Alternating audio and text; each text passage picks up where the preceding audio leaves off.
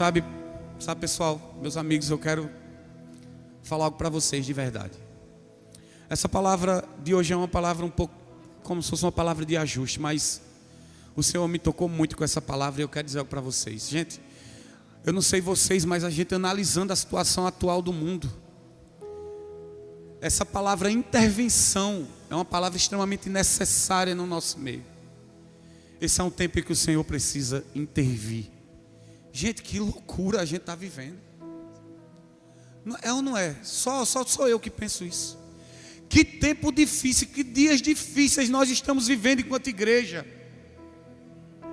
Você pode estar pensando assim: pastor Rai vai falar novamente sobre a igreja. Vou, porque a intervenção tem que começar a partir de nós.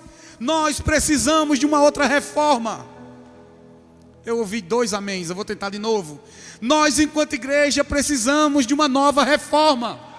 Ei, isso aí. Só que para isso a gente precisa da intervenção do Senhor no nosso meio. Quantos precisam de intervenção na sua vida espiritual? Uma urgente intervenção para dizer assim: Senhor, vem agora porque eu estou precisando. Essa palavra é para você, não é? Essa palavra é para a igreja do Senhor, pessoa física. Chegou o momento em que o Senhor precisa. Existe uma santa expectativa. Existe uma necessidade. Existe um pavor dentro do nosso coração para que o Senhor venha restaurar, restabelecer aquilo que foi desconstruído. Eu quero convidar você a começar essa pregação cantando uma música, uma oração de invocação pela intervenção de Deus no nosso meio. Porque eu vou dizer uma coisa: se Ele estivesse aqui, muitos dos nossos problemas estariam sido resolvidos de imediato. Mas não é o tempo do retorno, pelo menos para agora, porque Ele diz que algumas coisas precisam acontecer antes. Mas Ele deixou o Espírito Santo conosco para que Ele fizesse algo no nosso meio. Mas o nosso coração precisa arder na expectativa do retorno do nosso Yeshua, amém? Então eu queria que você cantasse conosco. Já é tempo de intervir. Há uma saudade dentro de nós, Senhor. Há uma santa saudade da sua presença no nosso meio.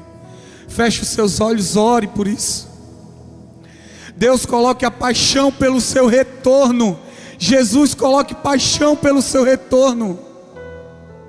Encha o nosso coração de saudade pelo seu retorno, porque nós estamos anestesiados enquanto igreja. Faça arder novamente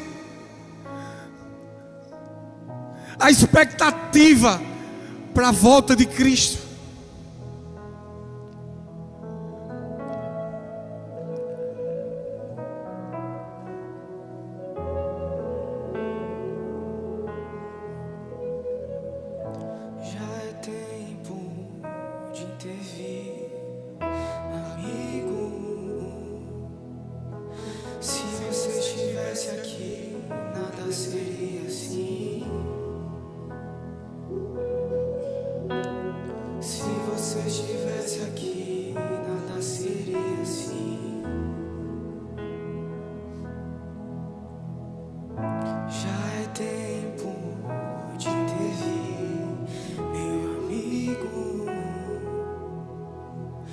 Se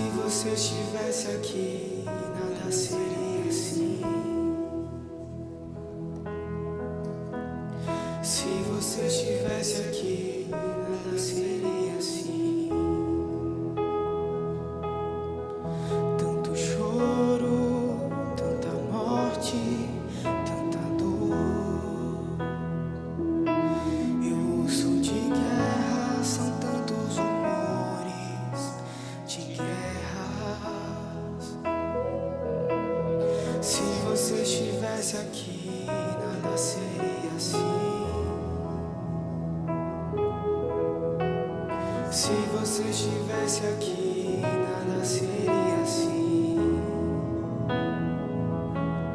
Como eu posso comer se o noivo não está? Como eu posso dormir? Como eu posso descansar? Eu tenho saudades,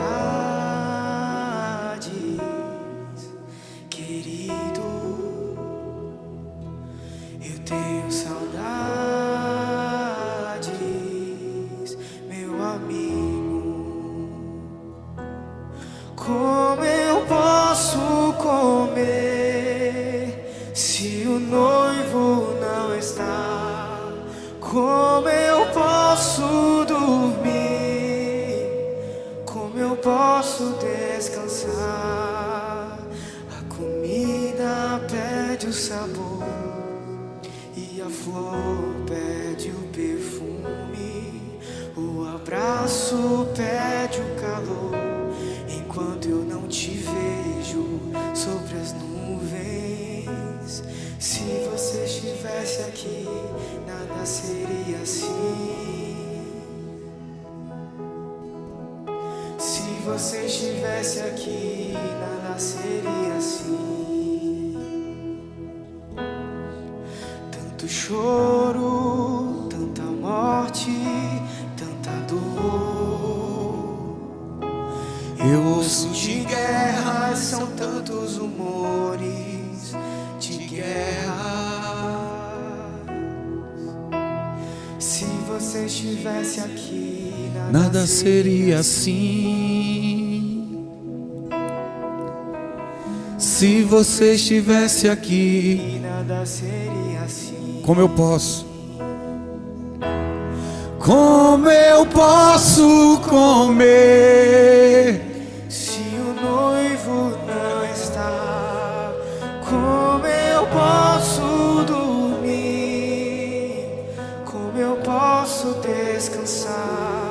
Eu tenho saudades, querido. Eu tenho saudades,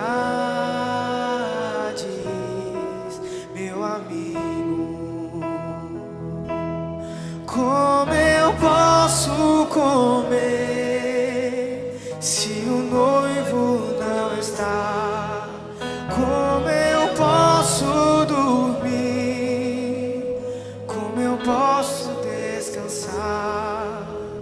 A comida perde o sabor e a flor perde o perfume. O abraço perde o calor enquanto eu não te vejo entre as nuvens. Sabe de uma coisa? Se você estivesse aqui, Nós estamos meio que anestesiados enquanto igreja. Falta desespero no nosso coração, ação.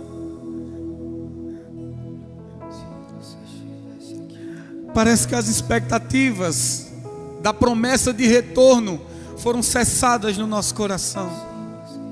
E é por isso que a gente enxerga tanta doidice no meio do mundo. Minha gente, a igreja do Senhor, vocês acompanham nas mídias, nas redes sociais, como a igreja está desconexa com as coisas do alto. Como o mundo se perdeu, mas do mundo a gente não espera muita coisa. Uma carreta é importante, é motivo de festa. E a gente olha para isso como se isso fosse uma normalidade. O mundo endoideceu. Minha gente, como é que pode? Eu fico pensando, uma carreta atrair multidões, vira motivo de festa. Mas a gente não consegue ser atraído pela beleza do Senhor. Você abra comigo, por gentileza, no livro de Romanos.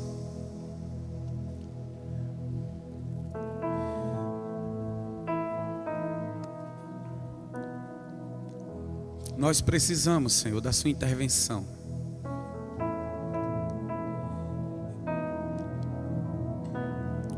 Nós, enquanto igrejas, precisamos não nos conformar com a realidade desse mundo. Nós não nos queremos ser conformados com isso. Romanos 8, verso 18, diz assim: porque para mim tenho por certo que os sofrimentos do tempo presente não podem ser comparados à glória que há de ser revelada em nós. Há uma ardente expectativa da criação, preste atenção, que aguarda a revelação dos filhos de Deus. Vou repetir. Há uma ardente expectativa da criação que aguarda a revelação dos filhos de Deus, pois a criação está sujeita à vaidade, não voluntariamente, mas por causa daquele que a sujeitou, na esperança de que a própria criação seja redimida do cativeiro da corrupção, para a liberdade da glória dos filhos de Deus. Porque sabemos que toda a criação, a um só tempo, geme e suporta angústias até agora. E não somente ela, mas também nós, que temos as primícias do Espírito, igualmente gememos em nosso íntimo, aguardando a adoção de filhos, a redenção do nosso corpo, porque na esperança fomos salvos. Ora, a esperança que se vê não é esperança, pois o que alguém vê, como espera? Mas se esperamos o que não vemos, com paciência o aguardamos. Também o Espírito semelhantemente nos assiste em nossa fraqueza, porque não sabemos orar como convém, mas o mesmo Espírito intercede por nós sobremaneira, com gemidos inexprimíveis. E aquele que sonda os corações sabe qual é a mente do Espírito, porque segundo a vontade de Deus é que ele intercede pelos santos. Algumas coisas importantes nesse texto para nós. Como eu falei no começo, essa palavra é uma palavra um pouco de ajuste. A gente vai entrar em alguns textos muito importantes, mas eu quero começar dizendo para você que nós, enquanto igreja, todos nós precisamos de uma intervenção divina, de cura do nosso interior, todos, porque nós enxergamos e nós desequilibramos em algumas coisas, e a gente meio que saiu do prumo do processo de filhos amadurecidos, que é a necessidade prévia para o retorno de Cristo. O que esse texto fala, o que Paulo fala aqui, é que geme a criação, geme a humanidade e geme o Espírito. Você percebeu? Vamos lá, verso 22. Porque sabemos que toda a criação a um só tempo geme e suporta angústias até agora. Verso 23, não somente ela, mas também nós, que temos as primícias do Espírito, gememos em nosso íntimo, aguardando a adoção de filhos. Verso 26, também o Espírito semelhantemente nos assiste em nossa fraqueza, porque não sabemos orar, mas o mesmo Espírito de sobremaneira ora por nós com gemidos inexprimíveis. Geme a criação, geme a humanidade e geme o Espírito. Quando Adão caiu, na queda do homem, de Adão, a terra foi ferida por Deus, e por causa da queda do homem, aquilo que produzia frutos sem medida, aquilo que era absoluta vida, começou a produzir abrolhos. Então a terra foi ferida, e a palavra diz que toda a criação geme. Então o que nós vemos na nossa natureza são gemidos, fogos, incêndios. E quando eu falo em todas as áreas: água, terra, quase o Capitão Planeta todo. A criação está gemendo com dores. A humanidade geme e o Espírito geme, intercedendo por nós. Só que a palavra continua dizendo que precisa se levantar uma geração de filhos maduros, para que se levante e faça algo, para que assim tudo seja reestabelecido ao padrão original. Agora eu pergunto para você, o mundo não precisa de uma intervenção urgente da volta de Cristo? Precisa ou não precisa? Erga sua mão, responda para mim. Precisa, o mundo precisa que Cristo volte logo para restabelecer todas as coisas. Pronto, então você precisa se levantar.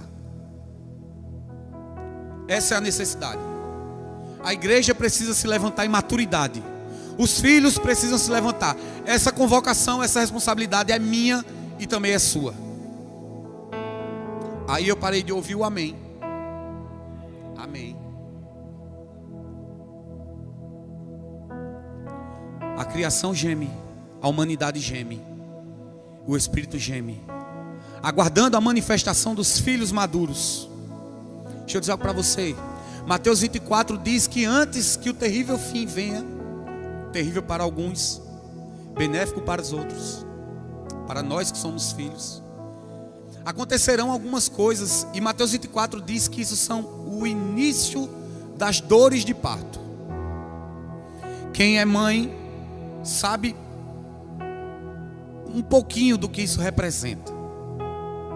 Eu tive a oportunidade de acompanhar o nascimento dos meus 2 filhos de forma presente.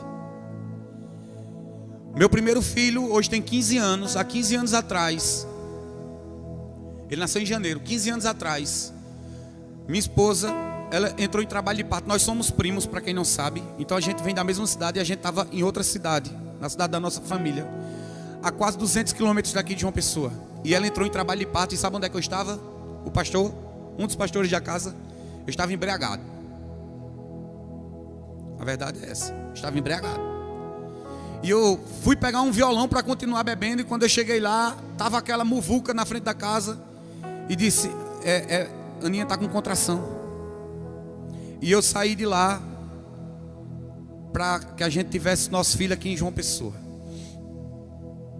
2 horas depois eu chego em João Pessoa, às 2 da manhã.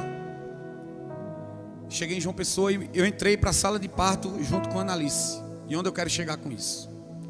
Eu quero chegar que eu acompanhei o parto da minha esposa e eu vi que em algum momento, quando eu olhei, ela estava bem de boa. Eu disse, ela não sente dor não, é? Ela não está sentindo dor nenhuma. A Aninha estava conversando comigo na hora do... Estava meio grogue, mas estava aérea, mas conversando comigo. Eu digo, ela não vai sentir dor não. Mas sabe por que ela não sentiu dor? Porque ela estava anestesiada. Porque existe uma grande diferença de um parto natural para uma anestesia fornecida para quem vai ter, como é que chama? Cesárea. Muito bem, muito obrigado. Eu sou um homem esquecido das coisas. Deixa eu dizer algo para você. Eu não quero fundamentar a mensagem com isso não, mas deixa eu dizer algo para você. A igreja por um tempo está anestesiada. Porque as dores de parto, elas são necessárias para que a gente sinta. Porque as dores para a igreja, as dores que a igreja precisa sentir, é exatamente essa necessidade da esperança. Porque uma mãe, quando ela entra em trabalho de parto, ela tem uma esperança de que algo vai ser gerado. Aquela dor, ela só é suportada porque algo vai acontecer. E nós como igreja parece que perdemos um pouco o brilho, porque nós estamos anestesiados. Porque nós entendemos que recebemos uma anestesia para não sentir dores. E nós vimos aqui numa celebração afagar um pouquinho a nossa alma, ficar um pouquinho bem. Sabe, mais o mundo lá fora já não importa. Onde foi que a igreja deixou de se importar com as coisas? Porque sabe o que é que eu penso, minha gente? Me desculpe pela sinceridade. Eu perguntei aqui, a igreja não precisa e o mundo não precisa de intervenção. Todo mundo levantou a mão. Mas a mesma galera que levanta a mão é a mesma galera que vira o rosto para os mendigos na rua. A mesma galera que diz, Senhor, nós precisamos do seu retorno, nós precisamos intervir, nós queremos nos levantar como homens, filhos maduros, são o mesmo que vira o rosto para o necessitado. E deixa eu dizer algo para você. A sua fé, a minha fé, a nossa fé, sem obra, sem atitude, ela é morta. Quer amar o Senhor? Serviço social. Cuidai dos órfãos e das viúvas. Essa é a palavra. Agora eu pergunto, onde está a ação da igreja? Pessoa física, eu e você. Aquela pessoa que está no sinal. pedindo e você diz assim, é ou não é? Veja se não é. Está pedindo para usar droga. Essa não é a nossa justificativa. É. E eu pergunto a vocês, e os que não usam? Você no seu filtro de ser humano potente, bom, de filho de Jeová, da revelação, você que consegue filtrar, você consegue filtrar quem vai usar droga e quem está precisando realmente? Quem está passando fome em casa, precisando de um auxílio seu, que às vezes é R$2, nem, como diz aquela expressão, nem fede nem cheira. É ou não é? E a gente acaba penalizando quem precisa, porque nós já filtramos e já decidimos por ele, já trouxemos condenação e juízo para aquele povo. Enquanto a igreja, eu disse isso em alguns momentos, vou falar isso novamente, enquanto igreja, não nos posicionarmos em amor, o avivamento não chega. E foi aí que nós desequilibramos. Eu preguei no Be Brave esses dias e no domingo de manhã uma mensagem que eu vou relatar aqui um pouquinho, mas eu quero dizer algo para vocês, gente. A igreja não pode viver, parece uma heresia, mas não é. A igreja não pode viver só de devoção. Existem ações. A igreja ela não veio ao mundo para viver de devoção. Ah, Jesus, eu te amo, eu te amo, eu te amo. Eu vou falar sobre isso. Mas os filhos maduros, a gente tem uma tendência errada de visualizar como pessoas de postura. Então você considera uma pessoa madura quando você vê uma postura de maturidade. Você diz, caramba, que filho maduro, porque ela é uma pessoa que se comporta. Deixa eu dizer algo para você, o meu pastor, a pessoa que me guia, é a pessoa mais engraçada que eu conheço na vida. A pessoa mais brincalhona, quem sabe, quem convive com ele, sabe. Num ambiente reservado, sabe como ele é. Ele gosta mais de brincar do que falar sério, inclusive. Os meus amigos são assim. E eles são extremamente espirituais e maduros. E vocês sabem que é verdade. Mas a gente confunde maturidade com postura que não tem absolutamente nada a ver. E eu não estou falando aqui de reputação. Porque o pastor de vocês, eu, pastor Felipe, pastor Alex, pastor Edilson, a gente tem que ter, vocês têm que autorizar a nossa reputação. Tem que ser reputação ilibada. Mas eu estou falando que nós somos seres espirituais em todos os momentos. E a igreja confundiu postura com maturidade. Ah, então, pastor Raio, o que é maturidade? Maturidade tem muito mais a ver com posicionamento. E sabe qual é o posicionamento que a igreja tem que ter? Eu vou dizer algo para vocês aqui. Obediência, caráter e decisão. Baseado em quê? Em Salmos 1. Em que é que a gente vai se basear? Em Salmos 1. Posta para mim, por favor. Bem-aventurado o homem que não anda segundo o conselho dos ímpios, não se assenta, não se detém no caminho dos pecadores, nem se assenta na roda dos escarnecedores. Antes tem o seu prazer na lei do Senhor, e na sua lei medita de dia e de noite. Esse é o Salmos 1. Agora você veja. Não anda segundo o conselho dos ímpios. Se eu não ando segundo o conselho dos ímpios, eu ando segundo o conselho de quem? Não se detém no caminho dos pecadores, então eu ando em obediência. Nem se assenta na roda dos escarnecedores, caráter e decisão. Quer ser maduro? O homem maduro não vive só de devoção, vive de atitudes, de postura, de obediência. Sabe por quê, minha gente, que eu estou falando isso? Porque a igreja esqueceu os outros atributos.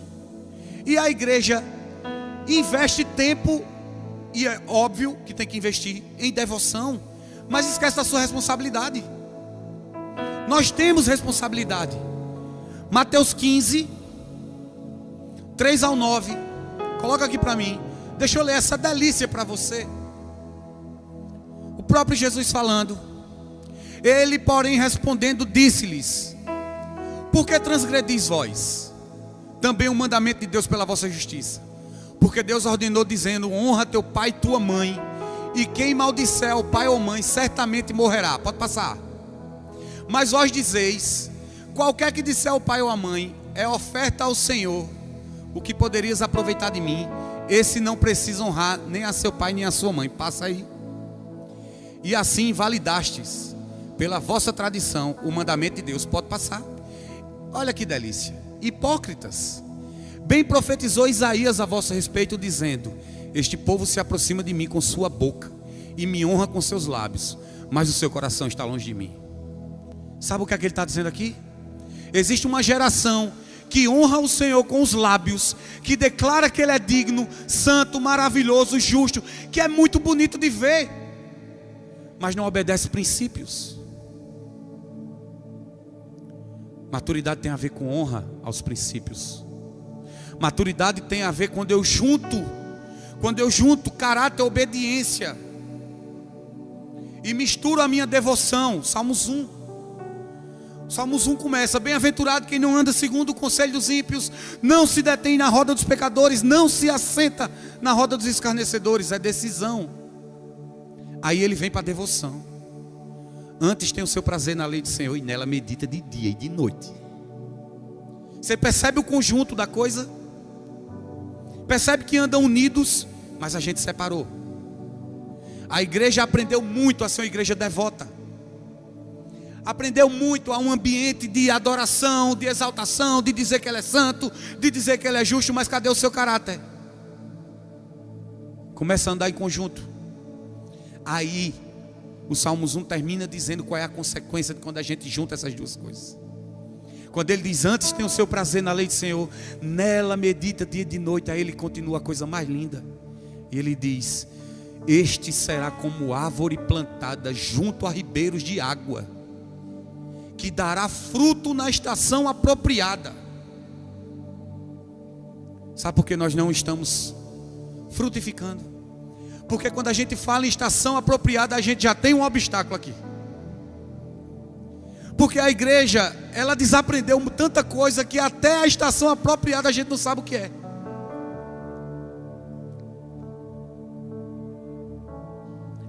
Nós somos extremamente fáceis de sair da posição, de ficar desposicionado.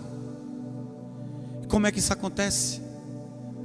Porque a gente entende que nós temos que ser frutíferos a todo tempo. E sim, temos que ser.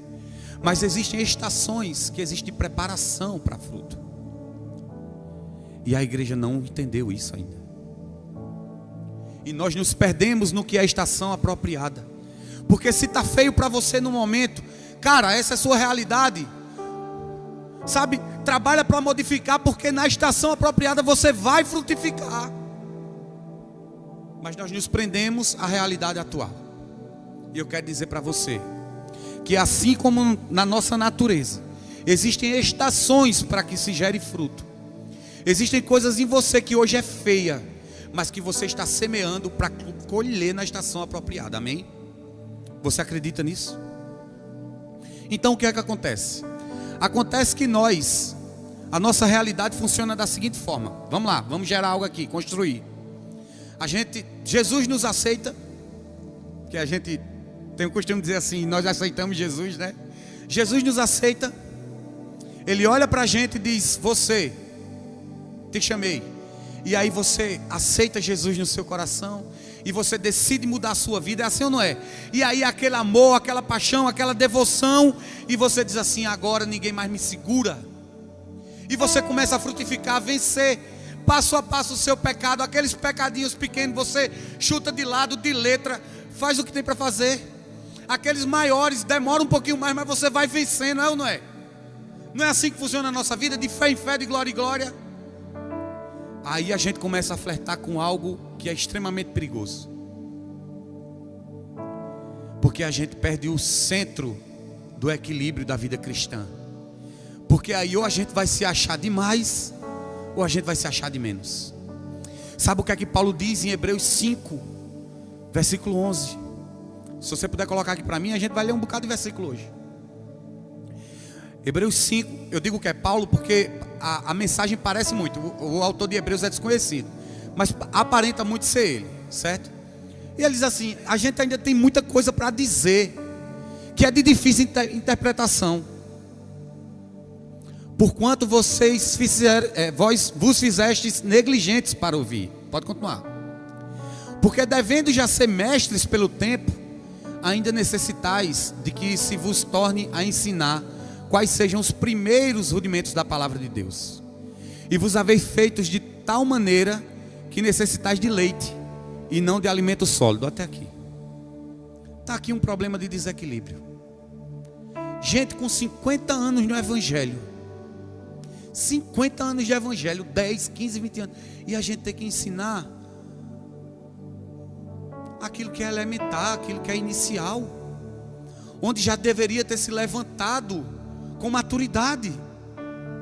E Paulo diz: é difícil tratar com uma igreja que já tem um tempo para ser maduro. Então entenda a estação aqui, ó. Vocês já têm tempo para ter maturidade, mas vocês precisam voltar para o leite. E a gente precisa fugir dessa realidade. Então o que é que acontece? Existe uma geração que vive numa comiseração eterna, de algo de dizer assim: isso não é para mim, não foi para mim, isso não é uma palavra para outro, eu não sou bom para isso, o Senhor não me chamou para isso, eu não quero avançar nisso, eu tenho medo disso, eu não entendo. E essa palavra se encaixa para você. Cara, até quando você vai ser alimentado com leite? Porque para que você cresça, você precisa de alimento sólido.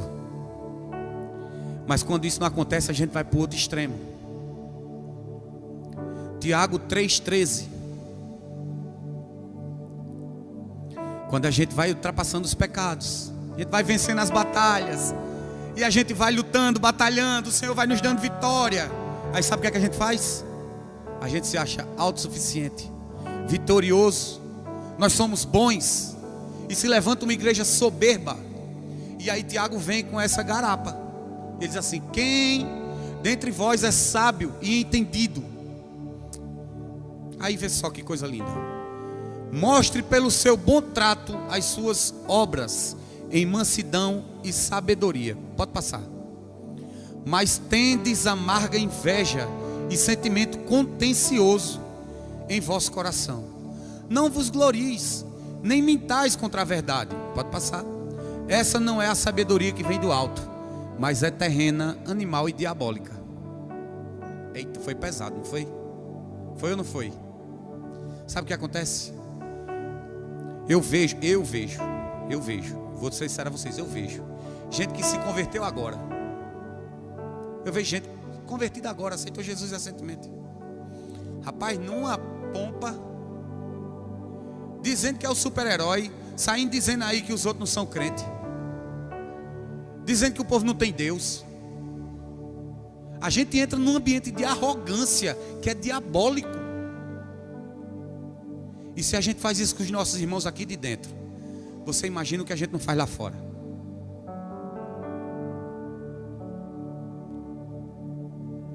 Eu vou chegar na palavra mais branda, prometo. Se tiver muito pesado, mas é uma palavra necessária. Porque se a gente precisa de intervenção, que a gente tenha intervenção por meio da verdade e da palavra, que é santa e eficaz. Amém? Então o que é que acontece? Nós entramos em dois ambientes diferentes. Ou nós não entendemos a estação e não avançamos, ou quando avançamos nos achando super-heróis, pessoas crentes demais. E nós entramos numa coisa chamada fermento dos fariseus. Eu não vou entrar nisso ainda, porque antes disso eu quero falar de outro problema que a igreja enfrenta, que está descrito em Apocalipse 2, se você puder abrir. Essa eu queria que você abrisse a Bíblia.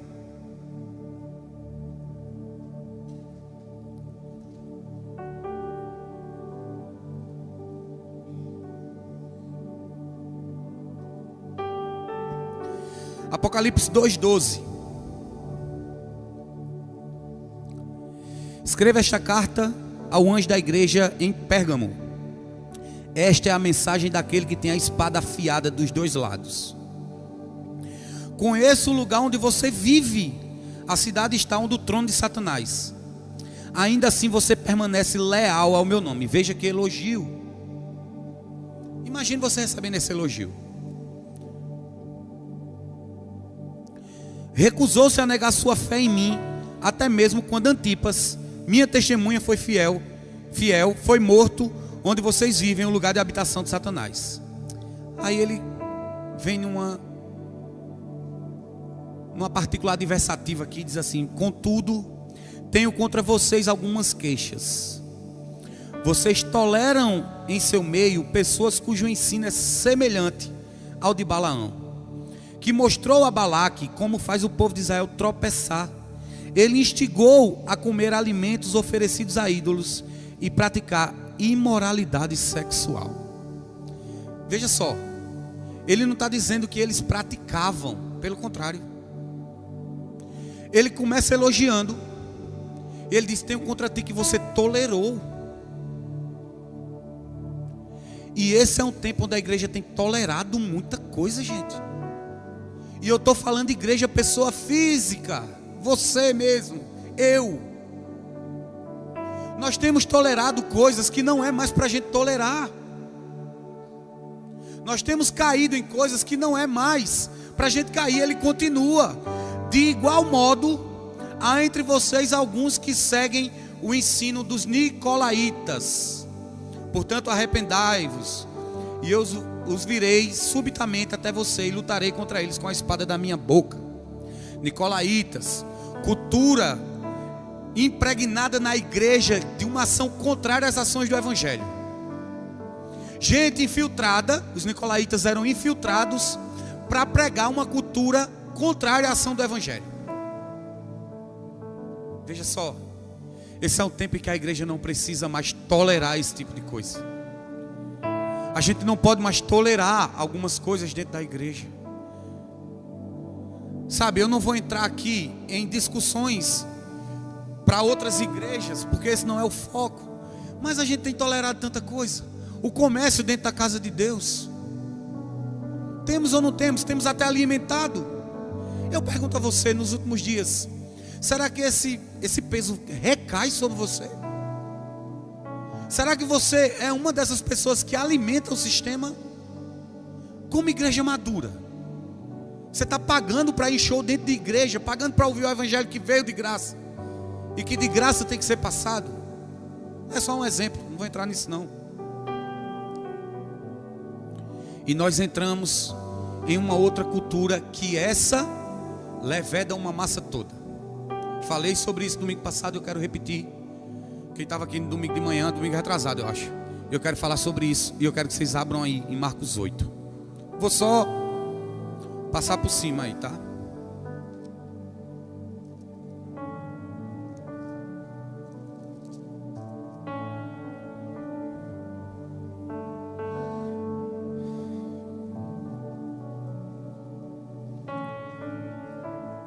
Marcos 8,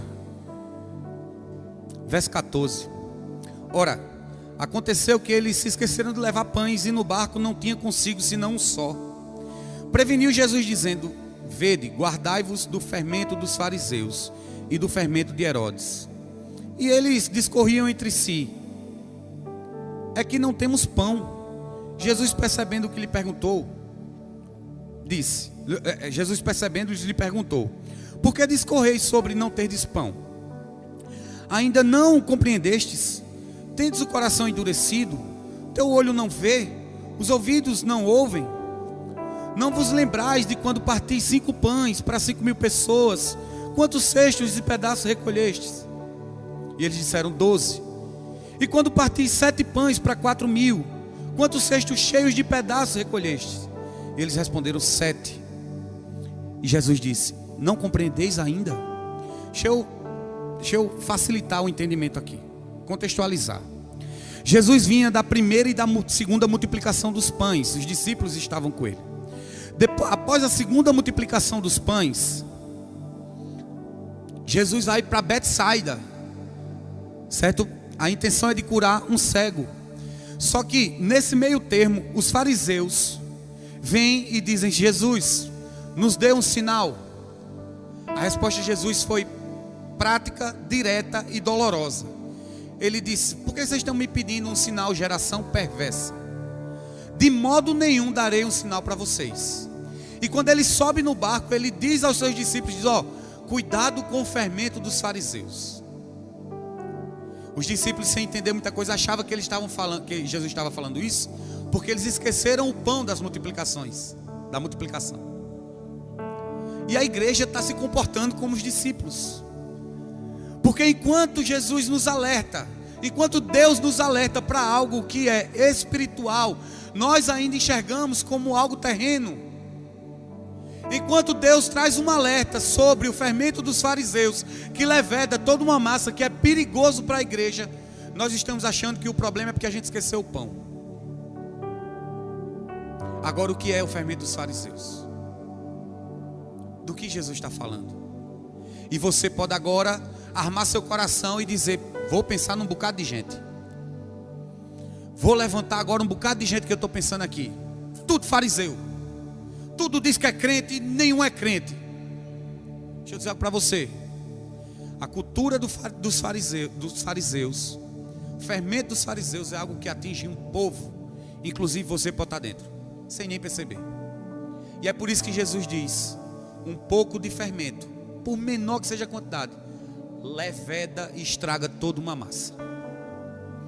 Então, se a gente não pode olhar o fermento dos fariseus não somente como uma pessoa, mas agora como uma cultura, como a gente descobre se a gente está envolvido nisso ou não? E eu quero trazer um alerta sobre isso para nós. Você quer saber se a cultura dos fariseus atingiu você? A primeira coisa que eu tenho para dizer para você: você lembra da passagem do fariseu e do publicano? Você lembra? Quantos lembram? Levanta a mão aí. Vocês estão comigo? Amém. Fariseu e publicano estavam no templo, todos dois. Então não venha dizer para mim que fariseu não busca o Senhor. Eles tinham a lei no coração. Eles buscavam, eles estavam dentro do templo. Certo? É por isso que o fariseu vive dentro da igreja. Então como é que eu distingo? Como é que eu vou distinguir o joio do trigo? Através do amadurecimento. O joio só será separado do trigo quando os dois crescerem e amadurecerem. Porque quando eles crescem e amadurecem, aí você entende quem frutifica e quem não frutifica. E o fermento do fariseu, ele é praticamente o joio dentro da igreja. E eu não estou falando de perversidade, eu estou falando porque ele é muito parecido. Levé da massa, está entranhado, está aqui dentro. Pode ser você, pode ser eu. Nós temos um pouquinho disso. Agora preste atenção nas características.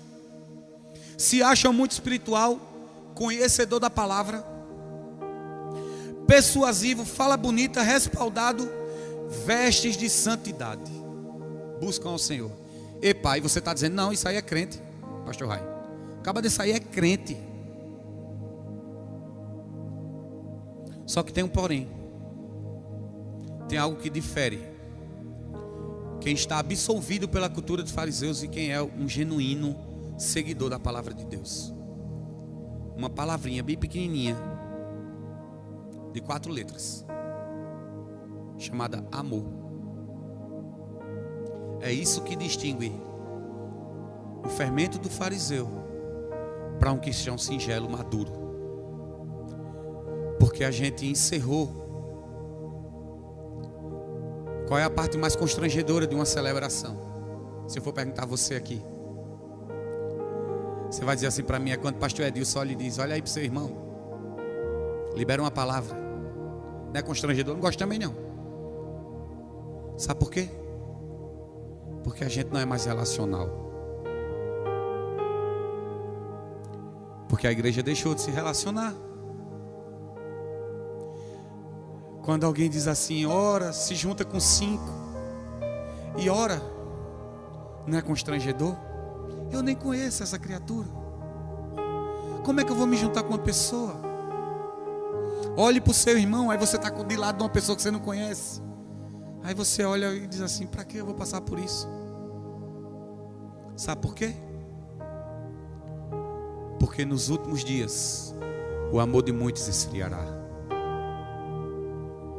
Porque nos últimos dias cada um procurará seu próprio interesse.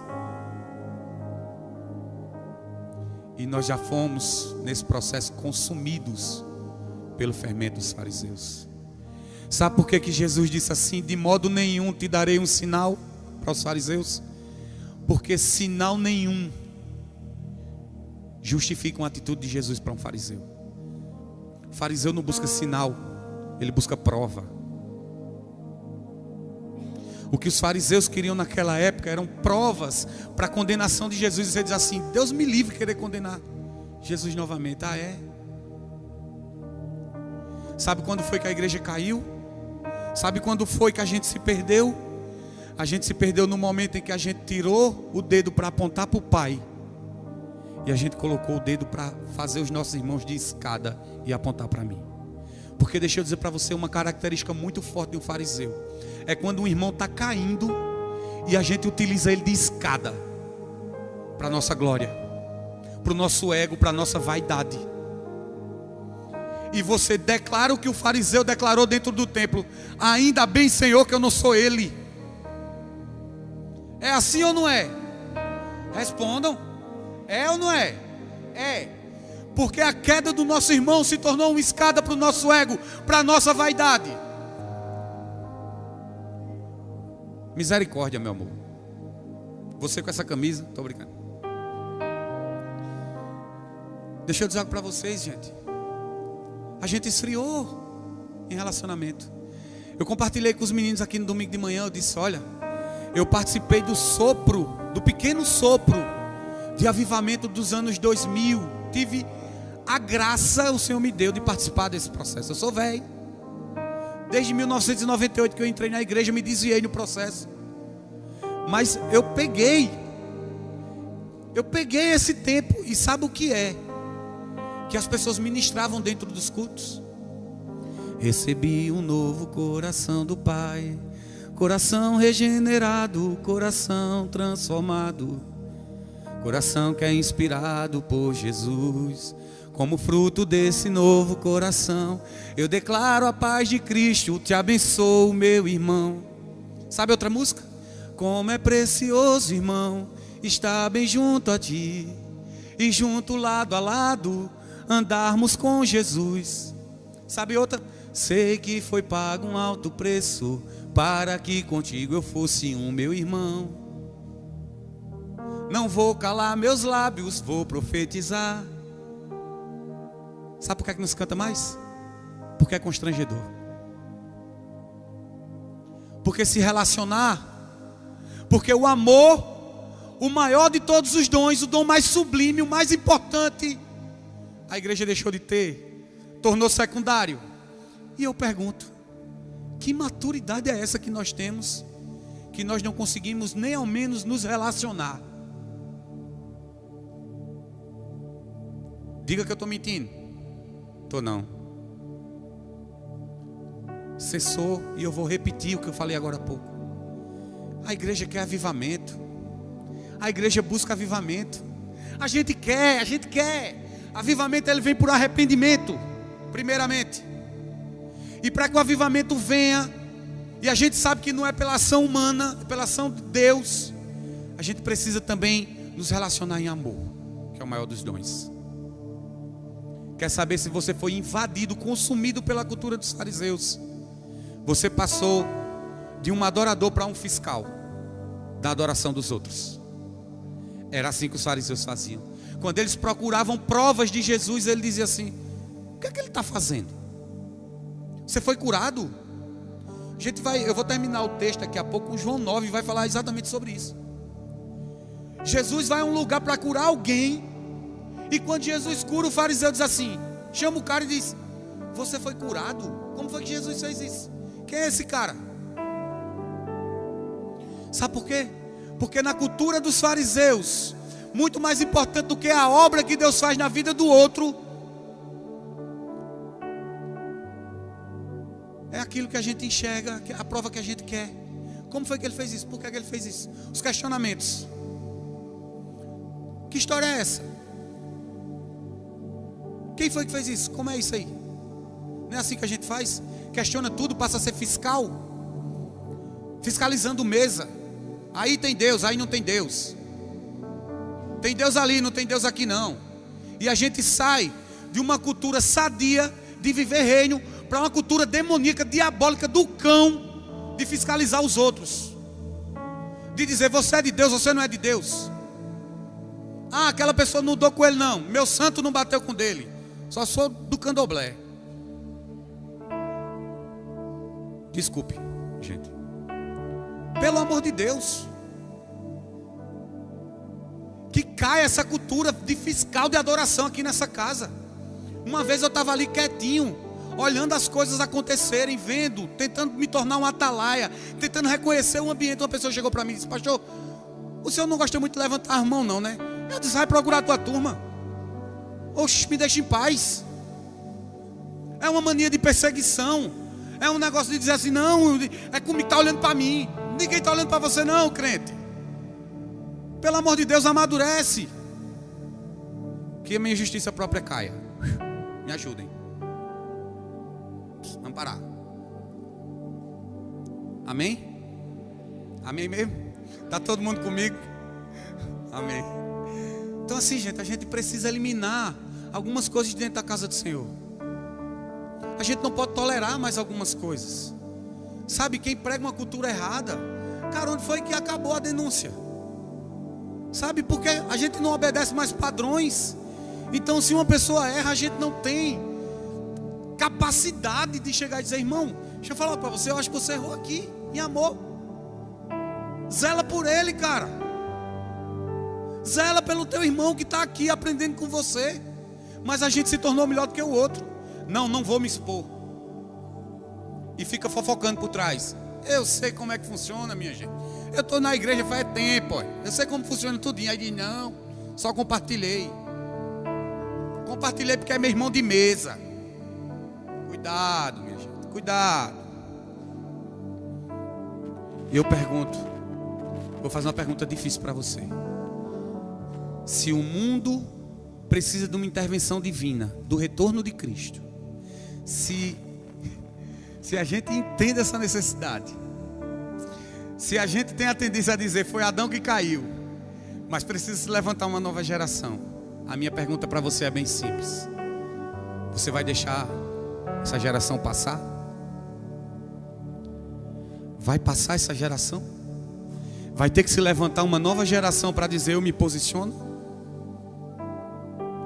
Será que vai vir uma nova galera, um novo povo, que vai assumir o nosso lugar de posição e dizer: não, eu vou me posicionar, porque a geração passada não se posicionou? Eu quero fazer uma pergunta para você. Quantos são os filhos maduros aqui? Eita, levantou um pouco a gente, né? Vou tentar de novo. Sabe por quê, gente? A gente tem medo até de levantar a mão. A gente tem medo de levantar a mão. A palavra de Hebreus 5 que eu disse falando do leite. Vocês já deveriam estar num grau, mas vocês ainda estão tomando leite. Sabe o que acontece? Eu tenho certeza, porque eu pensei também. Você diz assim: eita, fulaninho precisa ouvir isso aí. Mas a gente não acha que é pra gente, não. É ou não é? Né? É fácil demais você dizer assim: eita, fulaninho, Felipe César, aquele irmãozinho precisa ouvir aquilo ali. Mas quando a gente aprender que os decretos bíblicos, as coisas bíblicas, as ações de Jesus que a Bíblia descreve são para nós, a gente evolui. A gente começa a crescer quando a semente é implantada no nosso coração e quando você está disposto a receber. O problema é que a semente tem que ser plantada no coração do terreno do irmão do lado. Abra aí João 9. A gente já vai encerrar.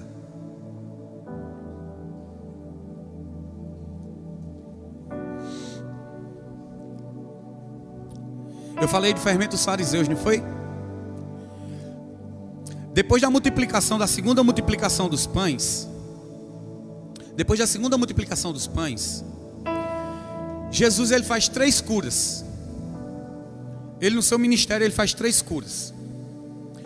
E engraçado que eu estava dizendo a Aninha hoje, eu disse: minha filha, eu só vou pregar sobre as curas de Jesus, né? O Senhor tem me chamado para isso. As 3 curas foram ministradas aqui. Deixa eu dizer para você. A primeira, ele foi para Decápolis, pegou aquele surdo gago, acho que você lembra dessa passagem, onde o cara era surdo gago, e ele libera aquela palavra chamada Efatá, Marcos 6, tá? Depois você pode conferir. Jesus chega, pega um surdo gago e vai lá, cospe no dedo, bota no ouvido do surdo lá e diz: você agora vai ouvir, grita Efatá. E ele libera uma ação de abertura de sentidos naquela cura. Na segunda cura que ele faz, após a segunda multiplicação do pão, ele vai para Betsaida, que é essa do fermento dos fariseus. E ele chega em Betsaida e ele encontra lá um cego, certo? E ele tira o cego do lugar, ele tira o cego lá do povoado. Quando ele opera a cura, ele diz: olha, não volta mais para esse lugar. Eu não sei se você ainda entendeu, mas eu vou revelar algo para você. A primeira ação da cura de Jesus é uma ação de abertura de olhos, que a gente pode fazer uma analogia com a igreja. A igreja que estava surda e às vezes não falava, foi liberada uma ação de liberação com Efatá da parte de Jesus. Na segunda cura, Jesus está dizendo para aquele cego: não volte para o lugar de onde eu já te tirei. Jesus fala para a igreja: não volte para o lugar de onde eu já te tirei, porque esse é um problema. Na terceira ação, na terceira cura, a gente vai ler agora. Eu quero ler de forma expositiva para que a gente encerre esse momento, certo? 9, verso 1. A cura de um cego de nascença. Veja só, isso é importante. Era um cego de nascença. Nunca tinha ocorrido a cura de alguém de nascença até então. Caminhando Jesus, deixa eu ver se está na mesma versão. Pode ser. Caminhando Jesus, viu um homem cego de nascença. Preste atenção. Em todas as outras duas curas, alguém trouxe alguém para Jesus. Nessa cura aqui, Jesus ia passando e viu alguém. Eu conheço uma pessoa que foi vista por Jesus. Eu conheço alguém aqui. Na realidade, eu conheço muitos aqui que, se estão aqui, é porque foram vistos por Jesus. Sabe quem esse cego representa? Sabe quem esse cego representa? Sabe essa analogia para quem é? É para mim e para você. Então deixa eu dizer algo para você. Viu um homem cego de nascença. Aí os discípulos, boca aberta, perguntaram, fizeram uma pergunta besta, que também representa um pouco da igreja do Senhor. E diz assim: quem pecou para que este fosse cego? Os pais ou ele mesmo? E eu quero fazer uma pergunta para você. Se o cara era cego de nascença, como pode ele ter pecado? Veja que pergunta dos discípulos. Quem pecou? Ele ou os pais para que nascesse cego? Pode alguém no ventre pecar? Naquela época, aquela cultura dizia que se alguém nasceu com algum defeito é porque algum pecado ele tinha. Qualquer semelhança com a igreja é mera coincidência. Então o que é que acontece? Há quem diga, eu pesquisei para me mostrar para vocês, há quem diga que ele estava se referindo àquela discussão que houve dentro do ventre de Jacó e Esaú, do Antigo Testamento. Era uma referência. Mas deixa eu dizer para você, o fato é que esse cara nasceu deficiente. E Jesus responde para os discípulos algo que ele precisa trazer de alerta para nós, que eu vou trazer de alerta para a gente. Verso 3, respondeu Jesus: nem ele pecou, nem seus pais, mas foi para que se manifestem nele as obras de Deus. Aí Jesus continua dizendo assim: é necessário que façamos a obra daquele que nos enviou enquanto é dia. A noite vem quando ninguém pode trabalhar. Sabe o que é que Jesus está dizendo? Para de discussão besta de quem é culpado, de quem não é culpado, de quem está em pecado, de quem não está em pecado. Porque a igreja parou de fazer as boas obras do evangelho e começou a fiscalizar. Ei, por quê? Por quê? Por quê? Jesus diz: a gente tem pressa, não dá mais para perder tempo fazendo questionamentos. Cara, se a gente tem um senso de urgência do retorno de Cristo, a gente não pode mais perder tempo com coisas terrenas, com pensamentos próprios. Falei agora de justiça própria, com ressentimento. A igreja ainda é muito feridinha. Por que tem que se levantar os filhos maduros? Porque quem é maduro não perde tempo com distração, tem foco. E Jesus diz: a gente precisa avançar enquanto é dia, porque vai chegar um tempo que a noite chega e não dá mais para fazer nada. Enquanto a vida, a solução, e a igreja tem que atuar. E essa é uma palavra para impulsionar você. É você que tem que se levantar. Somos nós que temos que fazer. Amém.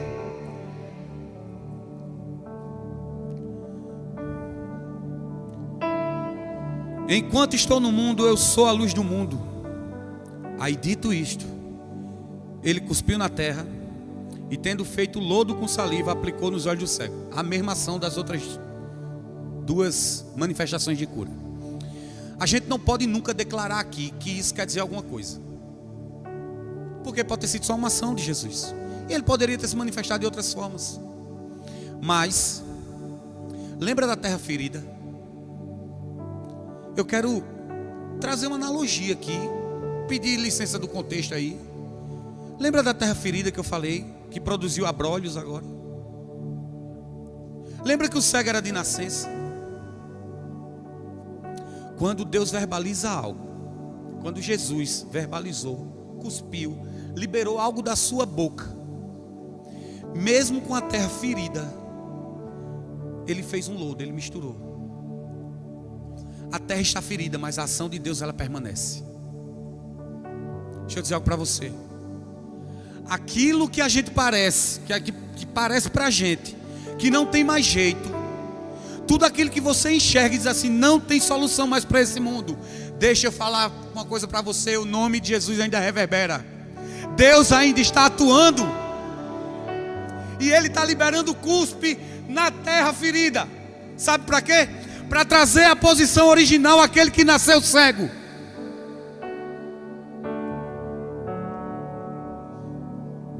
Os cegos de nascença serão restaurados quando a igreja se levantar, começar a produzir junto com a terra ferida algo que consiga trazer de volta a posição original.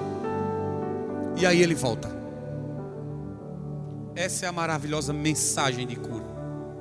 Só que eu quero que você passe para o verso 8, porque parece que nesse texto, no verso 8, parece que a gente dá uma pausa nas ações de Jesus e a gente conta um pouco da vida do cego. Porque veja só, agora a gente sai de um ambiente de ação divina, de uma parábola de ensino da parte de Jesus, e agora a gente passa para a história do cego. Porque veja só, o cara foi curado. O cara foi curado. Imagine você curado agora. Jesus te viu, abriu seus olhos e você foi curado. Aí começa a ação mundana do fermento dos fariseus sobre a sua vida.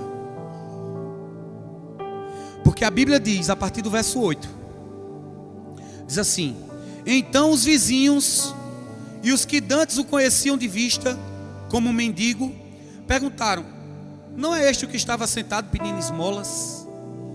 Isso tem semelhança com a minha e com a sua vida depois da conversão. Quantas pessoas não chegaram para mim e para você para dizer assim: e tu agora é crente? Rapaz, sabe quantas pessoas chegaram para mim e dizer: é sério que tu virou pastor? É sério que você virou pastor? Ruim do jeito que tu era? Enquanto a gente começar a olhar as pessoas pelos que elas fizeram no passado, a igreja não avança. Pare de tornar maléfico aquilo que é a obra de Deus na vida de alguém. Pare de trazer condenação para alguém que já foi remido. E continua. Aí perguntaram: como foi aberto? Como foram abertos os teus olhos? Veja só. Aí ele explicou. Jesus fez lodo, untou, passou no meu olho e disse: vai lavar no tanque de Siloé. Que quer dizer o quê? Enviado. Eu conheço alguém que olhou para você, mesmo com a terra ferida, através de sua ação, melou, fez um lodo e disse assim: para que você seja regenerado, lave-se no tanque do enviado. Eu conheço um homem que foi enviado e que dele flui rios de águas vivas que lavam, cura, transformam e restauram. Esse é o Deus, esse é o Jesus que eu acredito. Então essa passagem para mim não conta só um texto de alguém que foi curado. Isso para mim é escatológico. Essa mensagem é uma mensagem dos últimos dias para mim e para você. Aí os fariseus, eu vou resumir para a gente não demorar muito. Os fariseus dizem, ficaram sabendo. Os fariseus disseram, como foi que aquele cego de nascença foi curado? Quem foi que fez tais obras? Aí disseram, foi Jesus. Aí os caras não acreditaram. Os fariseus não acreditaram, disseram, manda chamar ele aqui. Se você quiser terminar o texto, depois você lê. Aí disseram, me conta aí como foi que você foi curado. E ele disse, Jesus pegou, fez lá um negócio, passou aqui, mandou me lavar no tanque de Siloé. Aí eles disseram, eu não acredito. Mandou chamar os pais do menino, do cara. A Bíblia diz que os pais foram lá. E quando chegaram na frente dos fariseus, os fariseus perguntaram, esse menino era cego de nascença mesmo? E o pai dele respondeu, pergunta a ele já é maior de idade. Por quê? Porque estavam com medo de serem expulsos do templo, porque os fariseus tinham esse poder, e aquele que manifestava uma ação de Jesus era expulso do templo. E sabe o que aconteceu? Os pais, a Bíblia não conta que eles nem celebraram. O fariseu tira a sua ação de celebração e traz peso sobre você, sempre. Gálatas 5 começa, para a liberdade foi que os filhos nos chamou. Quer ver a cultura do fariseu? Alguém que tira a sua liberdade. A nossa liberdade está no Senhor Jesus, amém? Mas tem mais. Os fariseus mandaram chamar os pais dizem assim, pergunta a ele. Aí sabe o que os fariseus fazem? Chegam no cara de novo e fazem a mesma pergunta, como foi que você foi curado? Aí eu queria dar um cheiro nesse cara, velho, nesse cego, nesse antigo cego. Eu queria de verdade dar um abraço nele, porque o cara agiu de ironia. Ele matou os caras de raiva. Ele disse assim, e eu não já lhe expliquei? Eu não já lhe disse? Deixa eu lhe fazer uma pergunta, vocês não querem ser discípulo deles, é? Dele é? Aí irritou os caras. Discípulos dele não. Nós somos discípulos de Moisés, da lei. Sabe aquele irmãozinho que diz assim, tu é de Deus é porque tu se manifesta no profético? Os dons cessaram. Não existe mais essa ação não, cara. Tô carioca, né? É bom. Meu irmão, tu tá se sentindo santo demais, é, cara? A lei diz isso aqui. E aí, o ex-cego, que a Bíblia não diz o nome, diz assim, eu já falei para vocês como foi que eu fui curado. Se ele é profeta, se ele não é profeta, eu sei de uma coisa. Eu era cego e hoje eu vejo. Aí eu quero finalizar dizendo algo para você. Sabe como é que termina esse texto? O cara é expulso do templo. Pela zombaria, aquele ex-cego foi expulso do templo. Ele não podia mais frequentar o templo dos fariseus. Lembra que eu falei das duas curas? Uma é Jesus abrindo o olho, os ouvidos e a voz de quem fala, os sentidos. No segundo ele diz, não retorne para o lugar onde eu já te tirei. No terceiro a plenitude acontece. Porque Jesus, vendo que o cara foi expulso do templo dos fariseus, Jesus volta para ele e diz, você acredita no Filho do Homem? E ele diz, quem é o Filho do Homem para que eu possa crer? E Jesus diz, está na sua frente. Está na sua frente. Necessário é que nesse tempo a igreja saia do templo dos fariseus para voltar a conhecer Jesus em sua plenitude. Derrubei de novo. Que a gente saia do templo dos fariseus, onde a regra é mais importante do que a cura. O Senhor nos chama a nos levantar. E ele diz assim: já que você me aceita, deixa eu dizer algo para você. Eu sou aquele que faz enxergar quem não enxerga e que torna cego aquele que acha que vê demais. Vamos ler o último versículo. Penúltimo, desculpa. Antepenúltimo, 39. Prosseguiu Jesus: eu vim a este mundo para o juízo, a fim de que não vejam, para que os que não veem vejam, e os que veem se tornem cegos.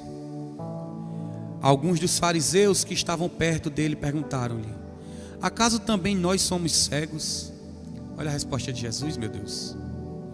Se fosseis cegos, não teríeis pecado algum.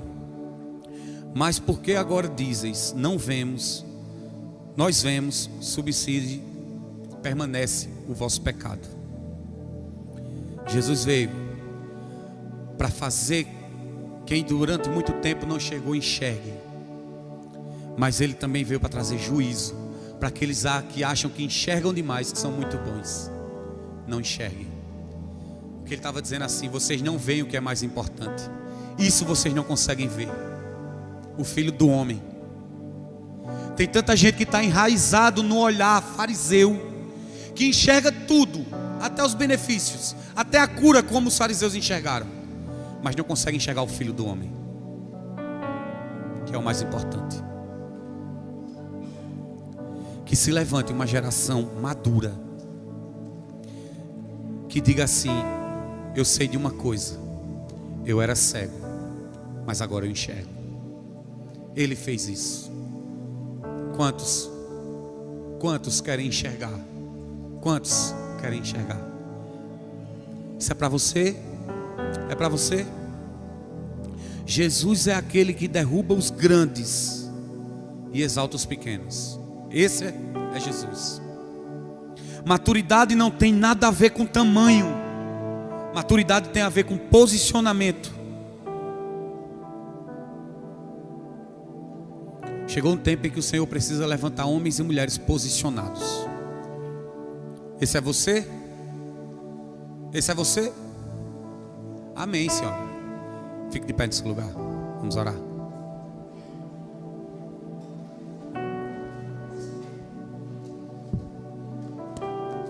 Aqui os grandes não têm vez.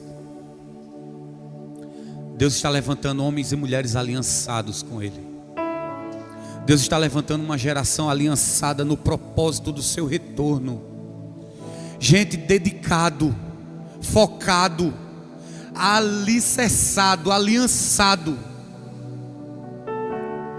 Se a terra está ferida, se precisa ser restabelecido algo novo, se a terra precisa de intervenção, de cura, que se levantem os ruios, os filhos maduros de Deus. Coloca a mão no seu coração, vamos orar juntos. Oramos para que essa realidade seja a realidade da igreja, Jesus. Oramos por esse alerta, para que ele nos alcance. Desperta, ó tu que dormes, acorda a igreja do Senhor.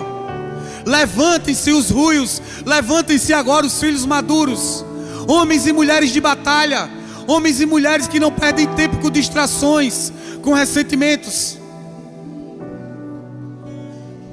homens e mulheres que entendem que o relacionamento que Deus tem é pessoal, homens que entendem que a devoção por si só não é suficiente, mas existe uma responsabilidade, uma ação de retorno das coisas que o Senhor faz.